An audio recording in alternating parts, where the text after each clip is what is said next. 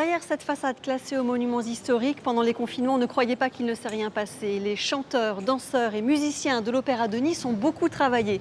Enfermés sur eux-mêmes par la force des choses, aujourd'hui, peut-être plus que jamais, ils ont envie de s'ouvrir à de nouveaux publics. L'opéra est-il accessible à tous? Et cette porte que nous allons pousser ensemble est-elle le seul moyen d'entrer dans cet univers? On se pose la question dans Point Culte.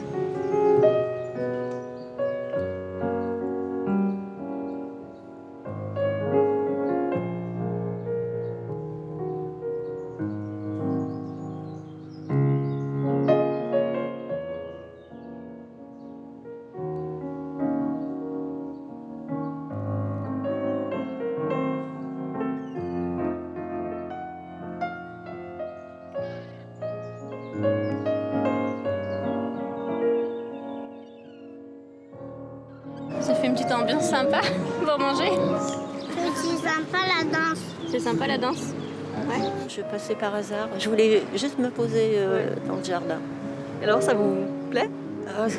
Oui, j'adore ça de toute façon. J'aime beaucoup, ouais. Actuellement, comme dans les théâtres et les opéras, on n'a plus la possibilité. Donc, C'est rafraîchissant.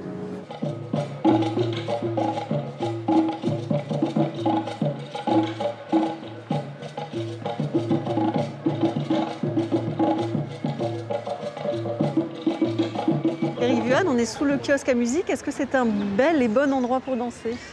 C'est fabuleux d'être à l'extérieur. Tous les endroits extérieurs pour la danse, c'est la liberté, c'est d'un seul coup. Vous entendez les oiseaux chanter, donc voilà, les danseurs peuvent s'envoler, c'est vraiment très agréable. D'un autre côté, il y a parfois du vent, il y a parfois une grosse chaleur, donc il y a aussi, mais par contre, il y a le public qui est là. Ce lien qu'on essaye de remettre, cette connexion qui a été perdue avec la crise et les mois si difficiles qu'on a passés. Donc voilà, on est en train de réinstaurer ce lien public-artiste.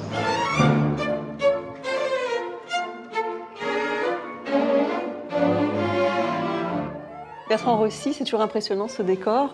L'opéra, c'est pour qui? L'opéra, c'est pour tous. On nous dit qu'il faut parfois désacraliser des opéras.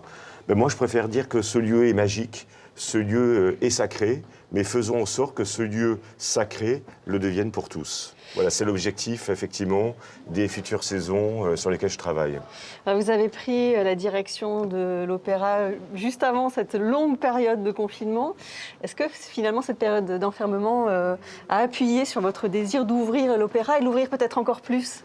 Oui, je voulais mettre en place une politique d'ouverture, une politique hors les murs. Et c'est vrai que cette période nous a aidés à aller beaucoup plus vite. Ce que je voulais faire en 4 ans, j'ai pu le faire en 1 mois. Et c'est vrai que cet été, nous irons sur les marchés du Coursalia, du marché Libération, de la place Saint-Roch, et nous ferons des flash mobs. On entendra les chanteurs de l'opéra. Exactement, pendant que les personnes feront les courses, et bien tout d'un coup, il y aura un chanteur qui chantera à côté d'eux, il y aura un musicien qui jouera de la trompette, éventuellement à côté. Et j'aime ça, que les artistes puissent se montrer d'une autre manière et puissent présenter aussi des programmes qu'ils ne proposeraient pas forcément à l'intérieur. Pour créer un lien, tout simplement, avec les Niçois, quoi. Le lien, ça c'est très important, effectivement. Je voudrais vraiment que l'opéra soit un opéra citoyen, un opéra ancré dans sa cité, vers le monde également. Et pour ça, c'est l'ouverture.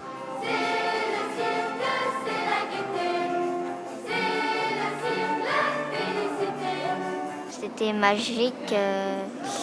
On a pu rencontrer des personnages qu'on n'imaginait même pas rencontrer. C'était éblouissant. C'était une folie, Oui. extrême. J'ai donné tout mon cœur dans cette chanson, c'est le cirque.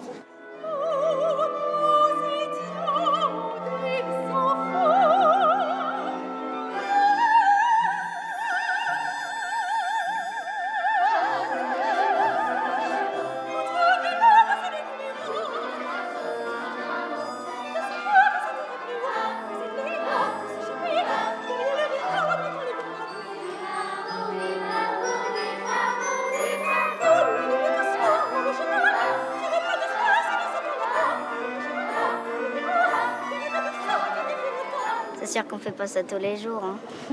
J'ai ressenti beaucoup de la joie quand les spectateurs nous applaudissaient.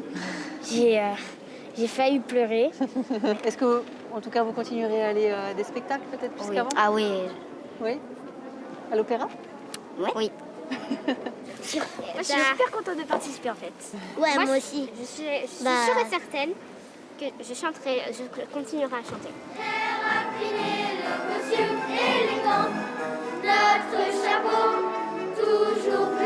Vous croyez que vous avez réussi à former des mélomanes qui retourneront après? Moi, je crois oui. Déjà des mélomanes, des gens qui me demandent pour la suite, qui s'approchaient au piano quand je jouais, qui me demandaient. Et quelqu'un qui a dit bah, moi, je voudrais être comédien, je voudrais être chanteur, je voudrais être comme la trapéziste. Donc c'est réussi. Oui, mais le but de l'opération, bon, c'est si on peut former des mélomanes, c'est bien, ou des chanteurs, mais c'est vraiment pas d'en faire c'est pas une école, c'est pas des professionnels, c'est que tous les enfants puissent avoir accès à ce genre de culture. Et on se rend compte que l'opéra est beaucoup plus populaire. Les enfants n'ont pas de problème, il n'y a pas d'a priori. Mais ça, c'est super important. C'est-à-dire que maintenant, tous les enfants, j'entends des mamans, ah ben non, demain, ma fille, elle peut pas aller à l'opéra. C'est génial. Bon, j'adore le foot aussi, c'est très bien, mais c'est pas mal d'entendre aussi des gens dire, voilà, demain, on va à l'opéra, quoi.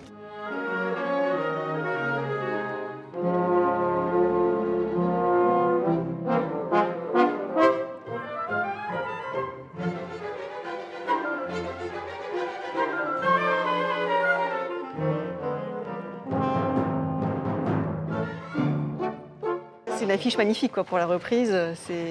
C'est une affiche, j'allais dire aussi en toute amitié, parce que Gauthier aussi, c'est quelqu'un que je connais depuis des années. On était aussi en classe de violoncelle ensemble, avec le même professeur. Et on a joué très souvent ensemble dans le monde, à Cleveland, à Los Angeles, à travers l'Europe aussi. On a enregistré ce disque Saint-Saëns. Donc pour moi, c'est très important qu'il vienne à Nice. Partager la scène avec les musiciens de l'Orchestre Philharmonique. Et Bringuet, quand un chef niçois renoue le dialogue musical avec les Niçois, qu'est-ce qu'il a envie de leur dire? Merci d'être là, de nous soutenir et on est heureux de vous retrouver.